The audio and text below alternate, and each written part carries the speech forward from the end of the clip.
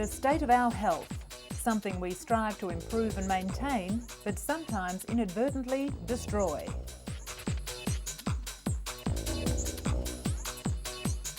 Universally, it's vitally important. The Germans have a universal word for it. Gesundheit. Coming up in today's edition, we see what life's like for the first generation of teens born with HIV through the eyes of one brave young man. And while the antiretroviral drugs are improving, people's prejudices have hardly changed at all. Since 57 BC, the ginseng root has been cultivated for its medicinal properties. It's thought to improve circulation, heal respiratory diseases, and boost vitality. Now, researchers at Seoul National University claim the root may even suppress cancer. In Russia, a summer camp has been turned into a center for the treatment of children with mental and physical disabilities. The camp, funded and run by a Moscow medical charity, uses animals in its unique rehabilitation program. And seeing the plaque that envelops the mind of Alzheimer's sufferers, a major breakthrough in diagnosing this ravaging illness. Patients are injected with a new chemical that seeks out the abnormal deposits in the brain.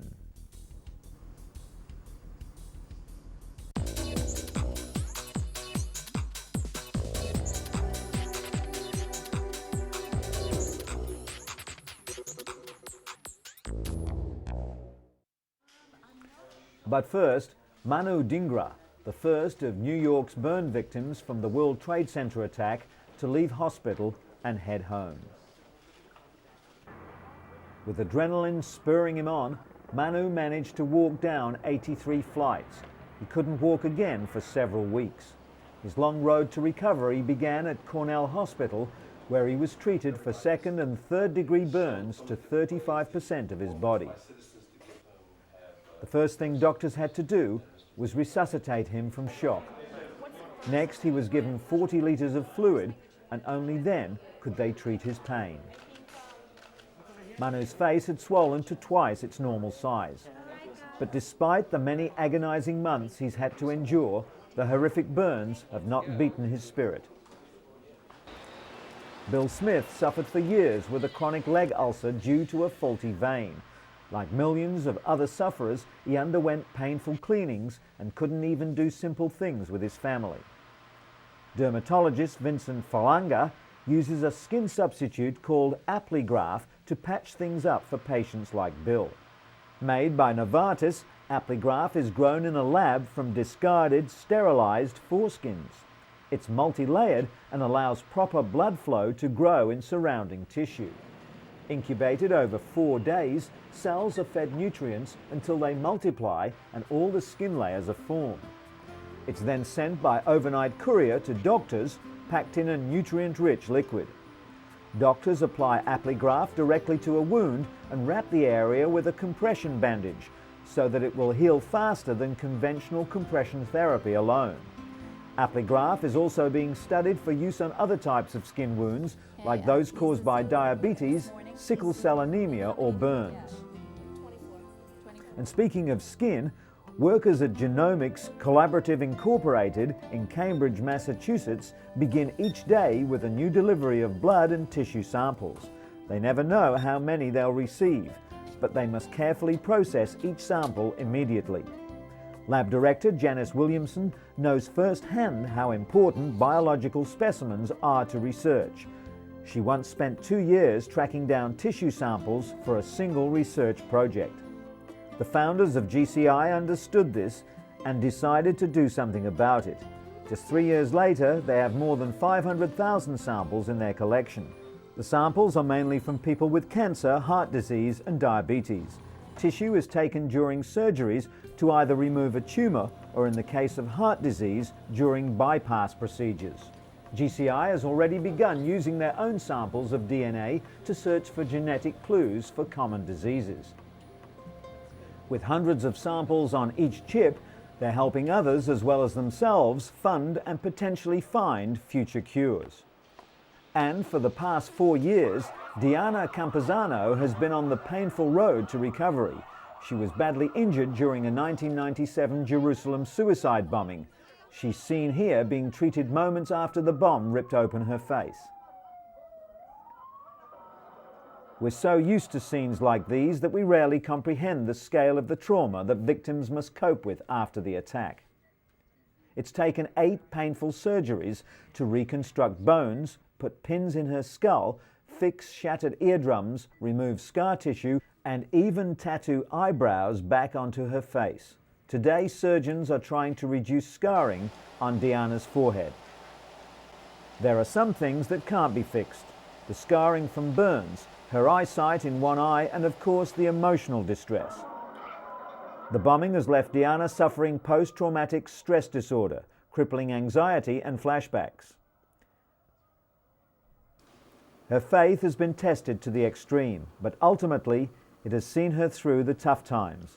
According to Diana, despite it all, she's grateful to be alive.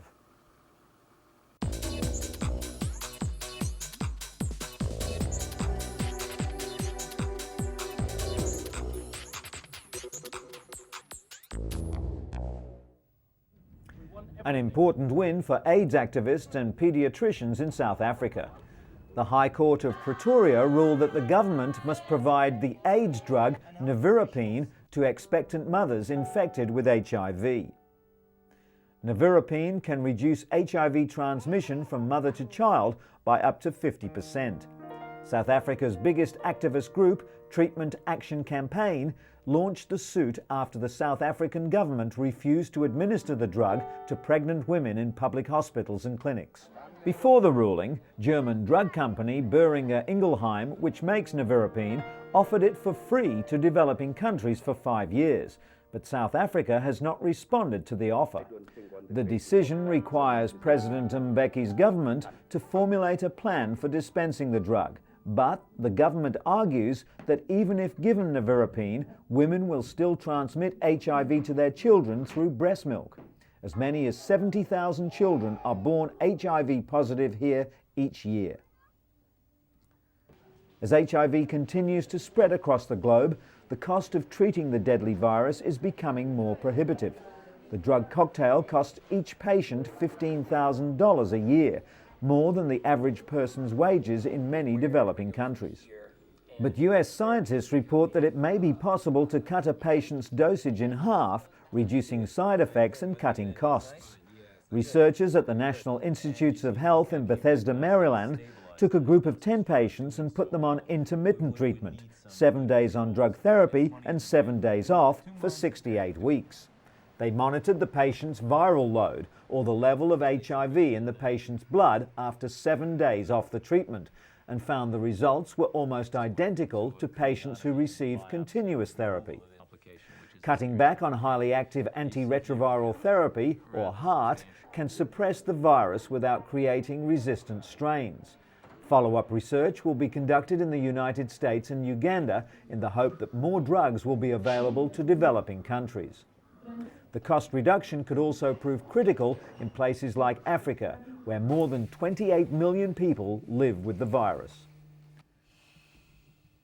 Justin Ligreki is like any other 18-year-old, going to school, hanging out with friends and following the football. But Justin is also part of the first generation of teenagers born with HIV. Daily antiretrovirals make him feel sick, but it's the emotional battle that's the hardest, like deciding to tell schoolmates about his HIV status. The fact that drugs are keeping teens alive well into adulthood has brought a new set of problems, like dating. Despite his HIV, Justin does have a steady girlfriend. Justin's adoptive mum, Melody, initially didn't want him to reveal his HIV status, knowing the bigotry he'd face. But instead of hiding, he set up a foundation to fight prejudice. No one knows how long this first generation of HIV-born babies will live, but Justin remains optimistic. For 2 decades, male condoms have been the primary tool for stopping the spread of HIV, but now researchers at Duke University in North Carolina are hoping to give women more control over HIV protection. While much attention is focused on time-consuming and expensive research, Dr. David Katz is leading research on a relatively simpler topical compound. It would kill the HIV virus on contact using microbicides, or what some would call magic bullets. Women whose cultures allow them little reproductive control would benefit most from the compound.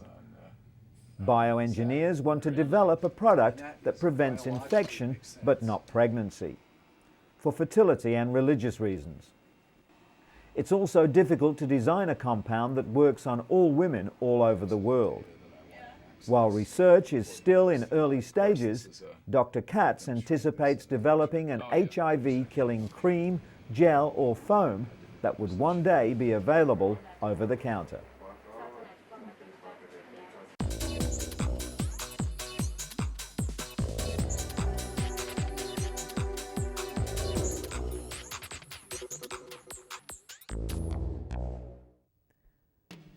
The ancient medicinal ginseng root is big business in Korea.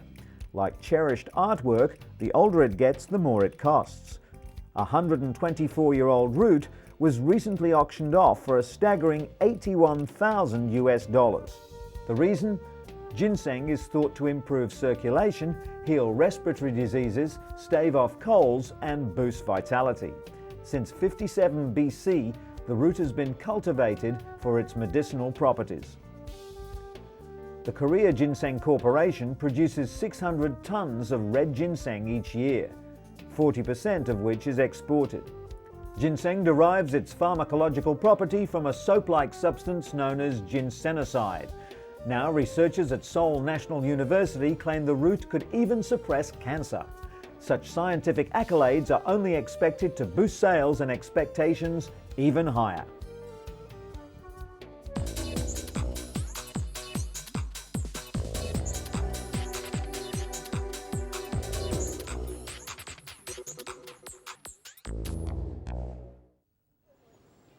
The Balabanovo summer camp, 100 kilometers west from Moscow, looks like thousands of other similar recreational sites where Russians with modest family incomes choose to send their children for summer holidays.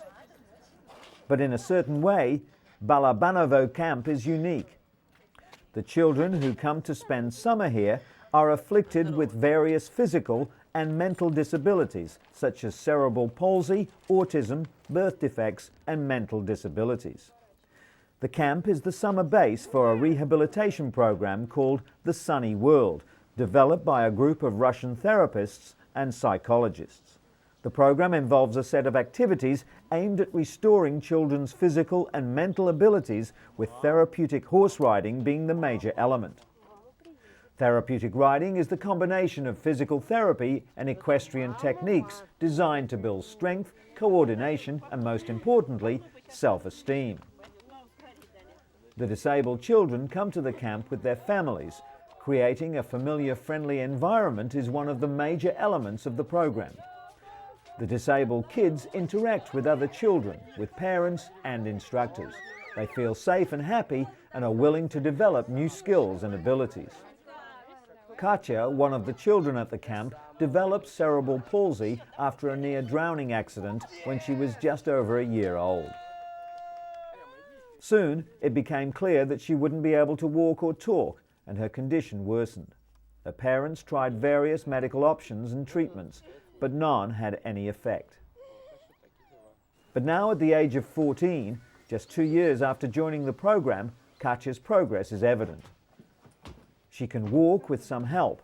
She tries talking and even started to learn a foreign language.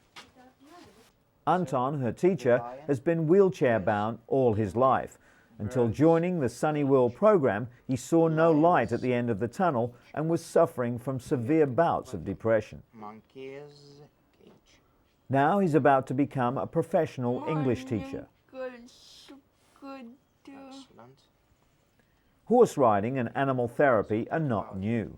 Similar methods have been applied in countries with well-established facilities for the disabled. But in Russia, centers like the Sunny World may be the only hope for people with disabilities. About 200 children are currently attending the rehabilitation program. Despite the fact that summer camp forms an essential part of the program, only half of the children will make it to Balabanovo this year. Being a non-profit organisation, the centre can't afford to take all the children. In Russia, the disabled are still among the most deprived groups in society. They struggle to survive on minimal state social security, while the big cities rarely provide even the most basic facilities to care for their special needs. It's difficult to feel valued or appreciated in such a negative climate.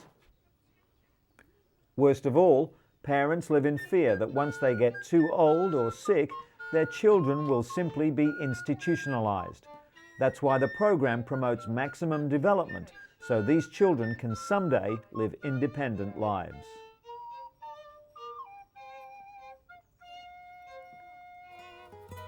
And in an update to a story we brought you a few weeks ago, separated Siamese twins Ganga and Jamuna Shrestha are going home to Nepal. The rare babies underwent a 97-hour operation at Singapore General Hospital to separate their skulls. Jamuna, the stronger of the two, is learning to sit, while Ganga is gaining control of her head but has difficulty fixing her vision. The babies have not suffered any major strokes, brain swelling or infections, according to Professor Ho Lai Yun. Dozens of well-wishers, doctors and nurses were at the airport to bid them farewell. The twins and their family spent more than a year in Singapore and will return one day for more reconstructive surgery. After an emotional and thankful scene, the twins, their parents and grandparents left for Kathmandu. There they'll stay until the girls are healthy enough to return to their distant home village with only scant medical facilities. In stark contrast, a beacon of hope shines brightly in New York City. The Montefiore Children's Hospital offers the latest technology and surrounds to help youngsters deal with what can often be a scary experience. Movable computers allow healthcare providers to take notes more easily and ensure that proper medications are prescribed. The kid-friendly environment encourages patients to learn as well as heal. The lobby highlights the building blocks of life, and each ward has a theme. The playrooms and ceilings keep the mood bright, while a mural with daisies and a farmyard hides scary-looking equipment. But for kids, it's all about that big TV. Best of all, any child is welcome at Montefiore. That's why it's situated in one of the roughest neighborhoods in New York. The high-tech wonder can turn an often terrifying experience into a time of wonder and exploration.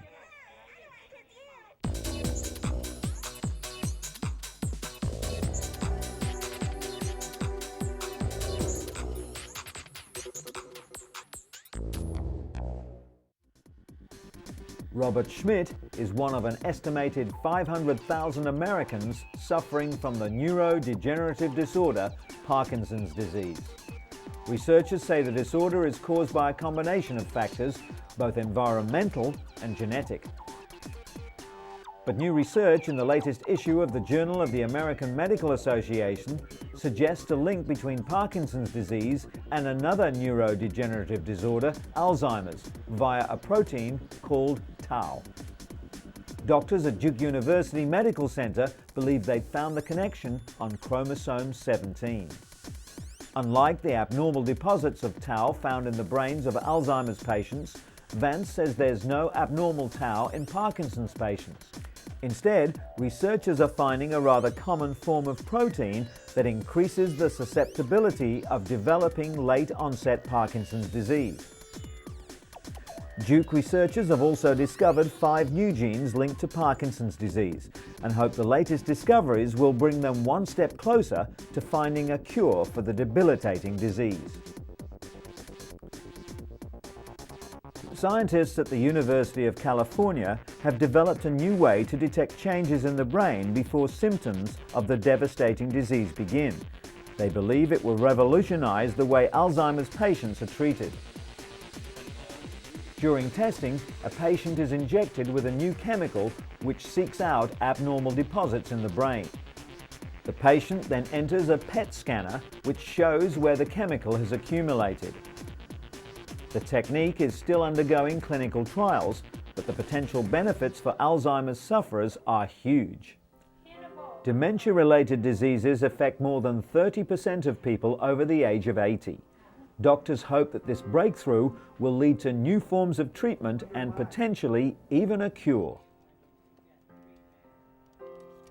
And while we're on the subject of aging, could a simple pill help men go through the infamous midlife crisis? Some doctors now say the midlife change is caused by dropping levels of the male hormone testosterone. This would mean that men go through their own form of menopause, called andropause. Some doctors offer patients testosterone replacement therapy to fight the symptoms of andropause, such as mood swings and osteoporosis. However, other doctors, like psychiatrist Dr. Thomas Wise, say that andropause is not a biological stage of life like menopause, but rather a psychological phase. Testosterone levels drop in men starting as early as age 30, and by age 70 can be half the level found in young men. The testosterone drop is blamed for what was once thought of as normal aging: muscle weakness, sexual dysfunction, weight gain, fatigue, and even high cholesterol. Dr. Wise says that aging is a fact of life, one that may not be alleviated with a simple drug treatment. Rather, he prescribes regular checkups, a healthy diet, and exercise. Okay, good. They say it's never too late to learn a new trick. And Robert Van Cleve is living proof. At 77, he's become a bona fide surfer.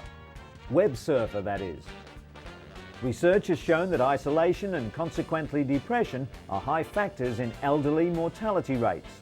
Many nursing homes are broadening their patients' horizons by getting them online to research healthcare or chat with other internet junkies. Special keyboards are easy to read and easy to use, building confidence and alleviating fears.